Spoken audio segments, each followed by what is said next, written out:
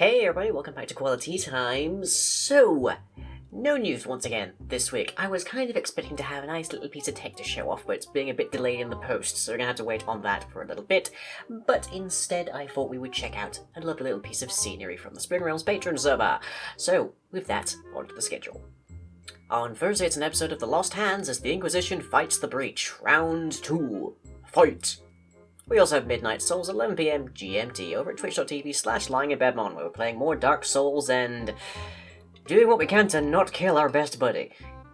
On Friday, it's an episode of Dungeon Maker, as we have some gratuitous groundbreaking on the Slime Grinders. On Saturday at 9 PM GMT, over at twitch.tv/thedragonhat, we have Dungeons and Dragon Hats. It will either be D&D, more of Path of Steel, or it'll be the new style podcast that we have for when we don't have a member for one reason or another, or failing that, it will be me doing 5 fights in Overwatch competitive placements. Backup plans on top of backup plans this week. On Monday, it's an episode of Spring Realms as we show off some dungeon layout progress. On Tuesday, it's an episode of Edgington as Aku tackles the mainland. And we also have Yogdor's Live number 79 at long last at 9 PM GMT over twitch.tv/lyinginbedmon. Lastly for the week, on Wednesday, it's an episode of Maiding Do as the maid finds what they're looking for. And on to the questions. Now, we only have one question this week, which is drawn, of course, from the comments section of the preceding videos, but it's fairly involved, so I thought I would take my time on it. So, the question from Chronicler Wolfram: are the witch and the priest still red makers, or something altogether different? Now, this is gonna get a little metaphysical and a little bit vague, and I apologize for that, but it's really hard to put some of this into human terms. So, red makers are, in all the universes that they appear in, they are the human analog, which means they are sort of our baseline. A god is to a human what a red maker, is the same, basically. A human to a god is what a red maker is to a god as well, relative to their particular universe. Now, different universes have different laws of physics, different rules, that mean that people can do different things, and therefore red makers might function a bit differently in one universe to another, and other times there may be human analogs that aren't red makers and such, in that they lack these specific qualities that we assign to red makers, so that being whether they respawn and that kind of thing. I think one person said chunk loading, but chunk loading is a weird science in itself. So to say that a red maker isn't human is technically true, but they're still human relative to their universe in that they are the human analog. They're the window through which the audience is able to actually understand what they're seeing and have an actual decent connection with the person that they're looking at.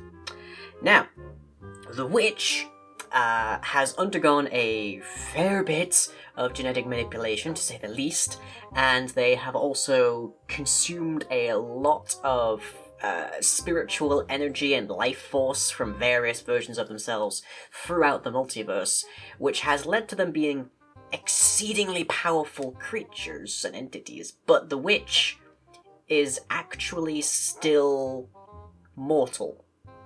Which is to say, that if you took away their machines in the well, if you destroyed all of their puppets, you could kill them.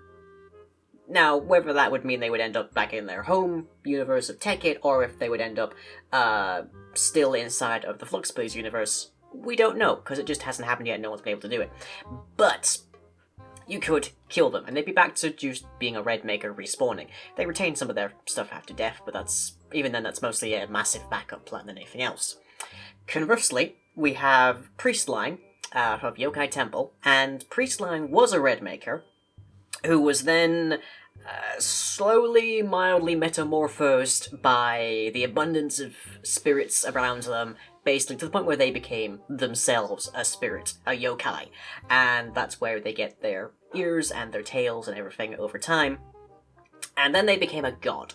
Now, this is particular to Shinto religion and such, and other things based on that. It's sort of a pantheism kind of idea, which is a god in Shinto is not functionally very dissimilar to any other spirit.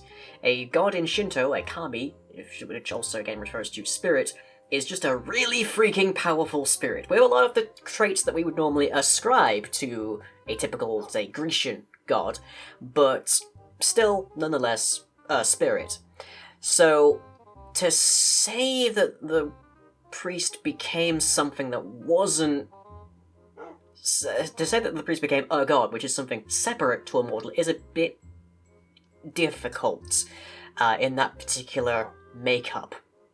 And I'm the whitest guy you know talking about Asian mythology here, so please, if there's anybody in the comments who knows better than me, speak up, because I will gladly take your input. But then that then gives us the question of what is a god, and in the Fluxper universe, it's that creature. It's the super powerful kami spirit, which in the case of Priest Lang's interactions was Inari, the god of rice and the harvest and foxes and whatnot. In other universes, they go Greek. In other universes, it's an inherent thing. In other things, they have physical forms that are familiar and recognizable. In others, they are completely amorphous and never seen, and it just spans the gamut. And gods aren't even the most powerful things in some of these universes. In fact, most universes have at least one step above that we might meet in due course. But the witch, still, by the strictest definition, a red maker, even if their physiology is quite distinct at that point. Priest, post-ascension, as in, like, post-banishing of the red makers and descension, giving up that godly power, is, again, a red maker. They have regained their mortal form through humility. There was one lying that we know of that was a god, but he died. Or rather, they died, I should say. They died at the Battle of the Spring of Souls on Spring Realms.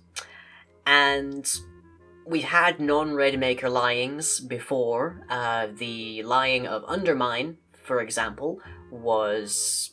I forget what the exact term was, but there was a specific creature tied to the Earth Tree. And basically, what is a god? Is the question being asked here. Where do we draw the boundary? At what stage do we become something that was not at all what we were before? It's the Theseus ship argument, essentially. The witch is genetically very distinct to how they started off in Carpenter Station, but they're still the witch. They're still, in a lot of respects, the person building Carpenter Station. The priest is not what they started out as. They're still a kitsune, but they're not a god anymore. At what point were they terribly distinguishable when they were a god and before that? Well, we go to a various number of points, but the vast majority of them remains the same. It's the Theseus ship issue. And then there's the question of how do we define a god given that we've never encountered one? And that gets way into theology, so apologies, I'll draw the line there. Suffice it to say, as far as I'm concerned, in a lot of ways, a decently written god is a mortal but way more powerful. And perhaps with some special knowledge, but maybe they're just like mortal-minded and just really powerful. Maybe they're the Hercules, they're the Greek gods, the idea. Although the Greek gods tend to be rather fickle and unpleasant. But other gods not so much. A god is basically just someone who watches over and says, oh yes, you're doing well, maybe evolve along this little course better, that might be a better idea for you. But anyways, I could go on rambling for ages, so I'll spare you all that, and say, hope you've all enjoyed, and I'll catch you next time.